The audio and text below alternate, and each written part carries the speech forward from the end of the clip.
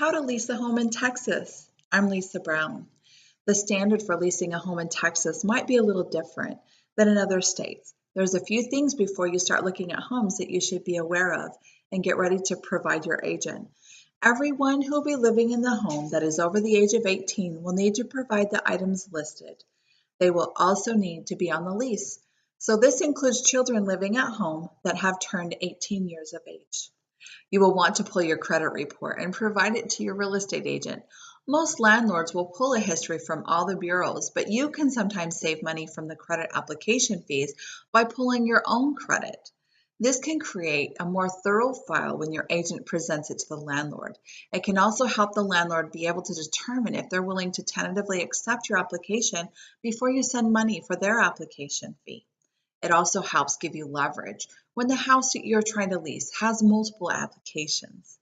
After pulling your credit, if you see that you have derogatory items, then it's helpful to address them now in a letter of explanation.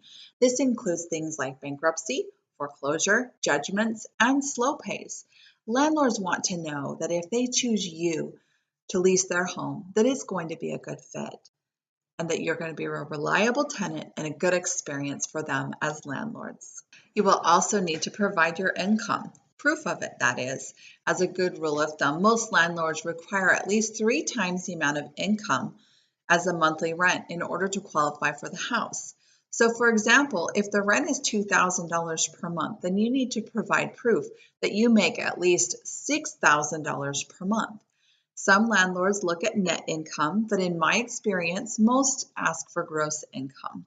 This means before you start looking at houses and to have the most successful outcome, your real estate agent needs to have on file a copy of bank statements, pay stubs, or tax returns.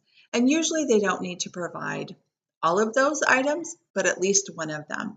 Some landlords will ask for all of them, but basically, if you say you make a certain amount of money, you have to prove that you actually do with one of those items.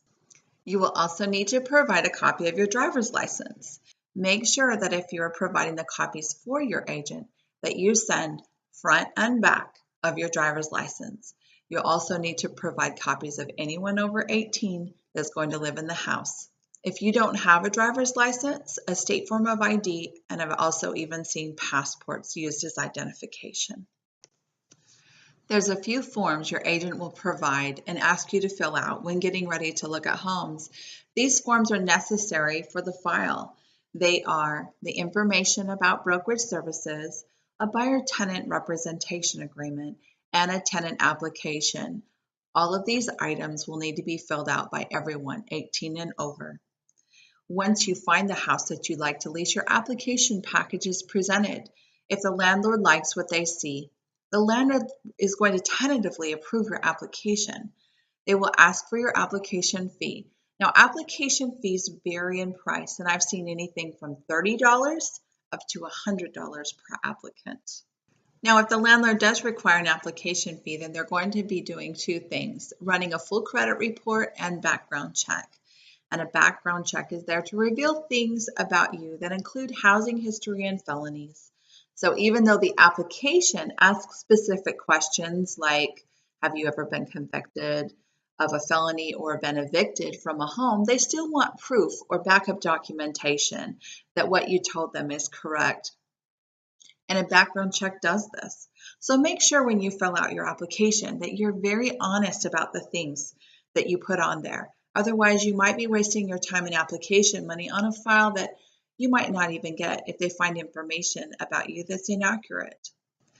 When the landlord likes what they see and thinks that you're a good candidate, the landlord's agent will make a call to your agent, and the landlord's representative will create your lease.